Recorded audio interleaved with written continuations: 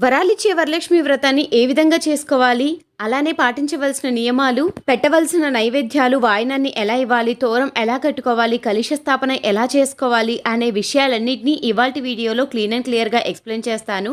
అంతేకాకుండా వీడియోలో మీ అందరికీ కూడా వచ్చే సందేహాల గురించి కూడా అందరికీ క్లీన్ అండ్ క్లియర్గా ఎక్స్ప్లెయిన్ చేస్తాను. పూజ పూర్తయిపోయిన తర్వాత కూడా పూజ సామాగ్రిని ఏం చేయాలి అనే విషయాలన్నింటినీ కూడా ఇవాల్టి వీడియోలో క్లీన్ అండ్ క్లియర్గా ఎక్స్ప్లెయిన్ చేస్తాను.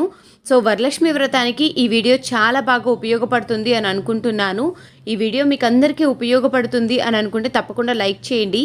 మీరు ఇచ్చే లైక్ అనేది ఎప్పుడు వృధా కాదు. మీరు ఇచ్చే లైక్ వల్ల ఈ వీడియో మరికొంతమందికి రీచ్ అవుతుంది. మరికొంతమంది మన వీడియోలో ఉండే ఇన్ఫర్మేషన్ మొత్తాన్ని గ్యాదర్ చేసుకుంటూ వీడియోను చూసుకుంటూ కూడా పూజను అనేది ఆచరించుకోగలరన్నమాట. వరలక్ష్మి వ్రతం రోజున పూజను ఆచరించాలి అంటే బ్రహ్మముహూర్త సమయంలోనే చక్కగా నిద్రలేచి ఇల్లు వాకిలి మొత్తాన్ని శుభ్రం చేసుకునేసి పీఠంను ఏర్పాటు చేసుకునేసి పూజని ఆచరించాలి. ఒకవేళ మీ పూజ మందిరం పీస్ఫుల్గా పూజ చేసుకోవడానికి అనుకూలంగా ఉంది అనుకుంటే పూజ మందిరంలోనే మీరు పూజను అనేది ఆచరించవచ్చు. వరలక్ష్మి వ్రతం అంటేనే ఎంతో పెద్ద వ్రతం కాబట్టి తప్పనిసరిగా పీఠంను ఏర్పాటు చేసుకుని పూజ చేసుకుంటే చాలా మంచిది. పీఠంను ఏర్పాటు చేసుకుంటే అమ్మవారికి పూజ చేసుకున్నాము, సాటిస్ఫాక్షన్గా పూజ చేసుకున్నాం అని మనకందరికీ అనిపిస్తుంది. చక్కగా ఇలా పీఠంను ఏర్పాటు చేసుకునేసి శుభ్రమైన వస్త్రమును పరుచుకోవాలి.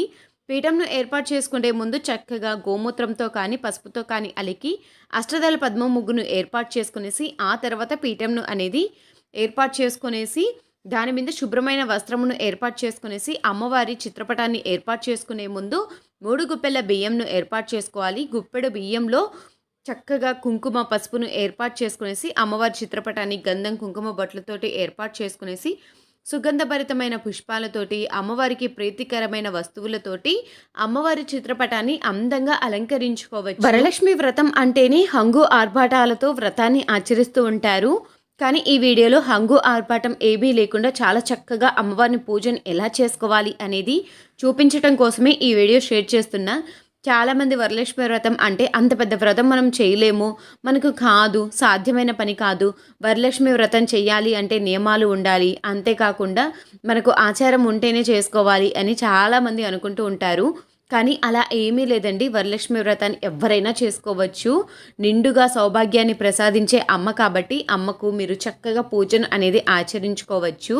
కాబట్టి చక్కగా మీరు ఎవరైనా కానీ వ్రతం ఆచరణ లేకపోయినా ఇప్పుడు కొత్తగా చేసుకోవాలి అనుకున్న వాళ్ళు అయినా కానీ చేసుకోవచ్చు. అమ్మవారికి నిండుగా పసుపు కుంకుమలను ఏర్పాటు చేసుకోవాలి. పసుపు కుంకుమను ఏర్పాటు చేసుకుంటాం కదా, అలా ఎందుకు ఏర్పాటు చేసుకోవాలి అంటే అమ్మవారు సౌభాగ్యత్వాన్ని ప్రసాదించమని మనం కోరుకుంటూ అమ్మవారికి నిండుగా పసుపు కుంకుమలనేది ఏర్పాటు చేసుకుంటాము. పసుపుతో చేసిన వినాయకుని గౌరీ అమ్మవారిని ఏర్పాటు చేసుకోవాలి. వరలక్ష్మి వ్రతానికి కలశం ఆచరణ ఉన్న వాళ్ళు ఈ విధంగా అయితే కలశాన్ని ఏర్పాటు చేసుకోండి. మీద పసుపును పూసి ఇలా చక్కగా ముగ్గును అయితే ఏర్పాటు చేసుకోవాలి. ముగ్గులో పసుపు కుంకుమను వేసుకోవాలి. రాగి ఇత్తడి వెండి వర్ణాలు ఉన్న ప్లేట్ను ఒకటి తీసుకోవాలి. గంధం కుంకుమ బొట్లను ఏర్పాటు చేసుకునేసి 3 గుప్పెల బియ్యాన్ని ప్లేట్ లో ఏర్పాటు చేసుకోవాలి. కలశం చెంబుకు చక్కగా పసుపు పూసి గంధం కుంకుమ బొట్లను ఏర్పాటు చేసుకోవాలి. కలశానికి తోరాన్ని కట్టుకోవాలి. తెలుపు రంగు దారాన్ని తీసుకునేసి 5 పోగులు పోసుకునేసి పసుపు పూసేసి చక్కగా దీనికి తోరాన్ని కట్టుకోవాలి. బియ్యాన్ని ఏర్పాటు చేసుకున్నాం కదా, అక్కడ కలశం చెంబును పెట్టుకునేసి కలశం చెంబుకు 1/3 వంతు నీటిని పోసుకోవాలి. కలశం చెంబులో పసుపు, గంధం, కుంకుమ, అక్షంతలు, రూపాయి నాణ్యము, పూలు, పచ్చకర్పూరము, కర్పూరము, జవాది పౌడర్, రోజ్ వాటర్, యాలకులు వీటన్నిటిని వేసి కలశం చెంబును నింపుకోవాలి. 5 తమలపాకులు, మామిడి ఆకులను తీసుకునేసి ఇలా చక్కగా గంధం కుంకుమ బొట్లను ఏర్పాటు చేసుకుని కలశం చెంబు ఎరుపు రంగు జాకెట్ ముక్కను తీసుకునేసి ఇక చూపిస్తున్న విధంగా ఫోల్డింగ్ చేసుకోవాలి. కొబ్బరికాయ మీద బ్లౌజ్ పీస్ ను ఏర్పాటు చేసుకోవాలి. గంధం కుంకుమ బొట్టును ఏర్పాటు చేసుకోవాలి. గాజులు, నగలతోటి చక్కగా అలంకరించుకోవాలి. ఈ కలశ స్థాపన అనేది లాంగ్ వీడియో అనేది చేశాను, ఒకసారి విజిట్ చేయండి. మీకు ఎటువంటి సందేహాలు ఉన్నా లాంగ్ వీడియోలో క్లీన్ అండ్ క్లియర్గా ఎక్స్ప్లెయిన్ చేశాను. కలశాన్ని స్థాపన చేసుకున్న తర్వాత చక్కగా మీ దగ్గర అమ్మవారి రూపు కనుక ఉంటే అమ్మవారి రూపును ఏర్పాటు చేసుకోవచ్చు. కలశాన్ని సాక్షాత్తు అమ్మవారి స్వరూపంగా భావిస్తూ అమ్మవారికి ఏ విధంగా అయితే నగలన్నింటినీ ఏర్పాటు చేసుకునేసి పూజను ఆచరిస్తూ ఉంటామో అదే విధంగా అమ్మవారికి నగలన్నింటినీ ఏర్పాటు చేసుకోవచ్చు. అలానే పుష్పాలు, పాపిడి పిల్లలు, చెవి కమ్మలు వీటన్నిటినీ కూడా అమ్మవారికి ఏర్పాటు చేసుకోవచ్చు. పూజకు కావాల్సిన దీపం కుందులను సిద్ధం చేసుకోవాలి. దీపం కుందులలో చక్కగా నూనెను వడ్డించి వత్తిని వేసి దీపాలను వెలిగించుకోవాలి. ముందుగా ఏ పూజ అయినా వ్రతమైనా ముందుగా గణనాథుని ఆరాధించాలి. అందుకే గణనాథునికి చక్కగా కుంకుమ, పసుపు, గంధం, అక్షంతలు, పుష్పాలు వీటన్నిటిని ఏర్పాటు చేసుకుంటూ ఓం గణేశాయ నమః అనే మంత్రాన్ని జపించాలి. గణనాథునికి షోడోపచార పూజ, పంచోపచార పూజ ఆచరించిన చాలా మంచిది. గణనాథునికి చక్కగా కుంకుమ, పసుపు, గంధం, అక్షంతలు వీటన్నిటిని ఏర్పాటు చేసుకునేసి దీపం, ధూపం, నైవేద్యంలో చిన్న బెల్లం ముక్కను ఏర్పాటు చేసుకున్న సరిపోతుంది. అలానే పుష్పాన్ని ఏర్పాటు చేసుకునేసి చక్కగా ముందుగా గణనాథుని అయితే పూజను ఆచరించాలి. ఇప్పుడు తోరాలను సిద్ధం చేసుకునేసి తోరాలను అనేది అమ్మవారి దగ్గర ఏర్పాటు చేసుకోవాలి. ఈ తోరాలను ఏ విధంగా ఏర్పాటు చేసుకోవాలో ఇప్పుడు మనం చూద్దాం. వరలక్ష్మి వ్రతం రోజున తోరాలను ఏ విధంగా తయారు చేసుకోవాలి ఇప్పుడు మనం చూద్దాం. కావాల్సిన సామాగ్రి పూలు, ఆకులు, పసుపు, కుంకుమ, దారము, తెలుపు రంగు దారంను కొత్తది తీసుకోవాలి. దారాన్ని 9 పోగులు పొయ్యాలి. అలా 3 తోరాలను తయారు చేసుకోవాలి. ఒకటి అమ్మవారికి, ఒకటి ముత్తైదువులకు, ఒకటి మనకు. 3 తోరాలకు చక్కగా ఎక్కడ కూడా తెలుపు లేకుండా మొత్తం పసుపు పూసుకోవాలి. ఈ తోరాలకు 9 ముడులు అయితే వెయ్యాలి. ఆ 9 ముడులు కూడా పువ్వులను అల్లుకుంటూ వేసుకోవచ్చు. మీ దగ్గర జాజి పూలు ఉన్న, చామంతి పువ్వులు ఉన్న, ఏ పూలు ఉంటే ఆ పూలతోటి వేసుకోవచ్చు. లేకపోతే తమలపాకును ఉపయోగించి కూడా తోరంలాగా కట్టుకోవచ్చు. తోరానికి తప్పనిసరిగా 9 ముడులను అయితే వెయ్యాలి. వేసిన ముడులకు కుంకుమను ఏర్పాటు చేసుకోవాలి. ఇలా సిద్ధం చేసుకున్న తోరాన్ని నవసూత్ర అని పిలుస్తారు. ఈ పేరును బట్టే ఇందులో 9 దారాలు, 9 ముడులు ఉంటాయని అర్థం చేసుకోవచ్చు. నవ అనే పదం 9 ముడులనే కాదు, నవగ్రహాలను, నవరత్నాలను, నవనాడులను, నవగ్రంథులను సూచిస్తుంది. 9 ముడులు ఉన్న ఈ సూత్రంలో ఇహపరమైన విజయాలను సిద్ధిస్తామన్నమాట. తోరం గురించి కంప్లీట్ గా ఒక వీడియో అయితే చేశాను. ఆ వీడియోని ఎవరైనా చూడకపోతే డిస్క్రిప్షన్ బాక్స్ లో లింక్స్ ను ప్రొవైడ్ చేస్తాను, చూడండి. తయారు చేసుకున్న తోరాలను అమ్మవారి చిత్రపటం దగ్గర ఏర్పాటు చేసుకునేసి పూజ చేసుకోవాలి. తోర పూజ చేయటానికి కూడా ఒక్కొక్క దానికి ఒక్కొక్క మంత్రం అయితే ఉంటుంది. ఈ పూజ చేసుకుంటూ ఆ మంత్రాలు ఏంటి, తోర పూజ ఎలా చేసుకోవాలి, ఎలా కట్టాలి అనే విషయాన్ని కూడా ఇవాళ వీడియోలో షేర్ చేస్తాను. అందుకే వీడియోని ఎక్కడ స్కిప్ చేయకుండా ఎండ్ వరకు చూడమని ప్రతి ఒక్కరిని కోరుకుంటున్నాను. వరలక్ష్మి వ్రతం పూజ చెయ్యాలి అంటే ఎంతో పెద్ద పూజ అనుకుంటారు, కానీ పెద్ద పూజ ఏమీ కాదు. చాలా సింపుల్ గా, సులభంగా పూజను అనేది ఆచరించవచ్చు. దీపాలను వెలిగించుకున్నాం కదా, దీపాలను సాక్షాత్తు అమ్మవారి స్వరూపంగా భావిస్తూ దీపం జ్యోతి పరబ్రహ్మ స్వరూపియే నమః అంటూ గంధం, కుంకుమ బొట్లను ఏర్పాటు చేసుకునేసి అక్షంతలను అలానే పుష్పాన్ని కూడా ఏర్పాటు చేసుకునేసి దీపాలను పూజను అనేది ఆచరించాలి. కలశం ఆనవాయితీ ఉన్న వాళ్ళైతే ఇక్కడ నేను చూపిస్తున్న విధంగా పూజను ఆచరించండి. ఒకవేళ మీకు కలశం ఆనవాయితీ లేకపోతే, కలశం పెట్టుకునేంత ఓపిక లేకపోతే మీరు చక్కగా, నేను ప్రీవియస్ గా ఒక వీడియో అయితే షేర్ చేశాను, ఆ వీడియోని అయితే చూడండి. ఇప్పుడు మనము అమ్మవారి విగ్రహాన్ని ఏర్పాటు చేసుకుందాం. మీ దగ్గర అమ్మవారి విగ్రహం కనుక లేకపోతే మీరు గౌరీ అమ్మవారిని ఏర్పాటు చేసుకున్నారు కదా, గౌరీ అమ్మవారిని ఏర్పాటు చేసుకున్న దగ్గరని మీరు పూజ అనేది చేసుకోవచ్చు. విగ్రహాన్ని మనము అష్టోత్తరాలు చదువుకునేటప్పుడు నామాలు ఇవన్నీ చదువుకోవడానికి ఉపయోగపడుతుంది అన్నమాట విగ్రహం పెట్టుకుంటే. అందుకోసమే నా దగ్గర ఉంది కాబట్టి ఏర్పాటు చేసుకుంటున్నాను. ఇలా చక్కగా ప్లేట్లో పీఠంను ఏర్పాటు చేసుకునేసి విగ్రహాన్ని పెట్టుకోవాలి.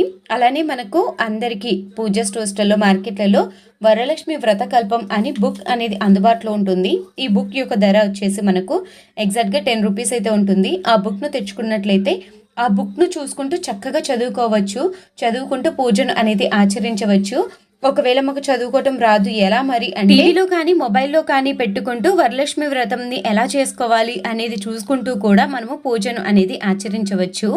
ఈ వరలక్ష్మి వ్రతం బుక్ లో మనకు వినాయక ప్రార్థన అనేది ఉంటుంది. మనం ముందుగా వినాయకునికి కుంకుమ, పసుపు, గంధం అవన్నీ చేసుకున్నాం కదా, అవి అన్ని ముందుగా చేసుకోకపోయినా కానీ పూజకు ముందుగా మొత్తం ఏర్పాట్లు చేసుకునేసి వినాయకుని ప్రార్థన అనేది ప్రారంభించేసేయండి. వినాయకునికి శ్లోకం ఉంటుంది. శ్లోకాన్ని అయిపోయిన తర్వాత ఆచమనం, సంకల్పం ఇవన్నీ చేసుకున్న తర్వాత కలశ పూజ చేసుకోవాలి. మనం ఇక్కడ కలశాన్ని ఏర్పాటు చేసుకున్నాం కదా, అలానే ఒక పంచపాత్రను కూడా ఏర్పాటు చేసుకోండి. కలశం ఆచరణ లేకపోతే మీరు పంచపాత్రని కలశంగా భావించి, పంచపాత్రని కలశంగా భావించుకుంటూ మీరు పూజను అనేది ఆచరించవచ్చు. ఇక్కడ నేను కలశాన్ని ఏర్పాటు చేసుకున్నాను కాబట్టి కలశ పూజ చేసుకుంటాను. పంచపాత్రలో కుంకుమ, పసుపు, గంధం, అక్షంతలు ఏర్పాటు చేసుకోండి. పంచపాత్రను చక్కగా గంధం, కుంకుమ బొట్లతోటి ఏర్పాటు చేసుకునేసి పంచపాత్రలో ఒక పుష్పాన్ని ఏర్పాటు చేసుకోండి. కలశం పెట్టుకునే వాళ్ళైతే ఇక్కడ పంచపాత్ర మీద చేయి పెట్టేసి ఇక్కడ ఒక శ్లోకం ఉంటుంది, ఆ శ్లోకాన్ని చదువుకోవాలి. ఒకవేళ మీరు కలశాన్ని ఏర్పాటు చేసుకున్నట్లయితే కలశముఖే విష్ణు అని ఒక శ్లోకం ఉంటుంది. ఆ శ్లోకాన్ని కలశం మీద కుడి చేతిని పెట్టేసి మీరు కలశ పూజ అనేది చేసుకోవాలి. కలశానికి మనము పంచపాత్రని అయితే పెట్టుకోవాలి కదా, ఈ పంచపాత్రలోంచి నీటిని తీసుకునేసి ఈ నీటిని సాక్షాత్తు గంగా జలంతో పోలుస్తూ ఈ నీటిని పూజా ద్రవ్యాలపైన అన్నిటిపైన చల్లుకోవాలి. అలా ముందుగా కలశ పూజను పంచోపచారంతోటి అలానే మనం తీసుకున్న పంచపాత్రను అనేది పూజించుకోవాలి. కలశం పెట్టుకోకపోతే మీరు చక్కగా పంచపాత్రకే పూజ చేసుకోవచ్చండి.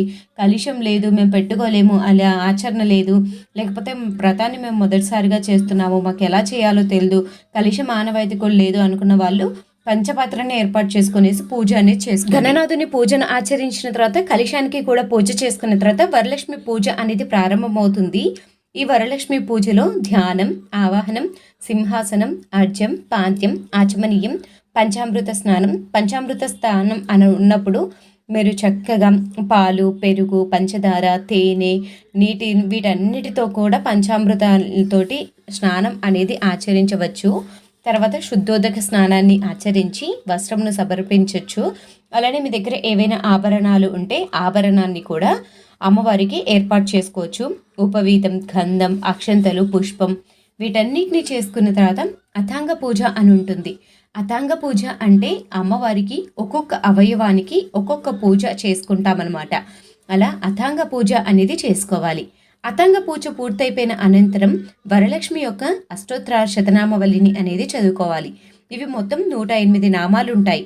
ఈ 108 నామాలను చక్కగా చదువుకుంటూ అమ్మవారికి పుష్పాలతో కానీ అక్షంతలతో కానీ లేకపోతే అమ్మవారికి ప్రీతికరమైన గాజులు, పసుపు కొమ్ములు వీటన్నిటితో కూడా అమ్మవారి అష్టోత్తరాలనే చదువుకోవచ్చు. ఆ తర్వాత ధూపం, దీపం, నైవేద్యంలో మీకు తోచిన నైవేద్యాన్ని, వండిన నైవేద్యాన్ని అమ్మవారికి సమర్పించవచ్చు. ఇక నేను వీడియో కోసం చక్కగా అమ్మవారికి పండ్లను ఏర్పాటు చేసుకుంటున్నా. ఆ తర్వాత అమ్మవారికి తాంబూలం ఇవ్వాలి. తాంబూలాన్ని అమ్మకు మీకు తోచినట్లుగా ఇవ్వండి, ఏమి ఇబ్బంది లేదు. ఇక్కడ నేను అమ్మవారికి తాంబూలాన్ని చూపిస్తున్నాను. మీకు వీలు కుదిరితే ఈ విధంగా ఇవ్వండి. లేకపోతే జాకెట్ ముక్కలు, పసుపు, కుంకుమ, ఆకులు, ఒక్కలు, పండ్లు, గాజులు, పూలు వీటితో కూడా అమ్మవారికి తాంబూలం ఇవ్వచ్చు.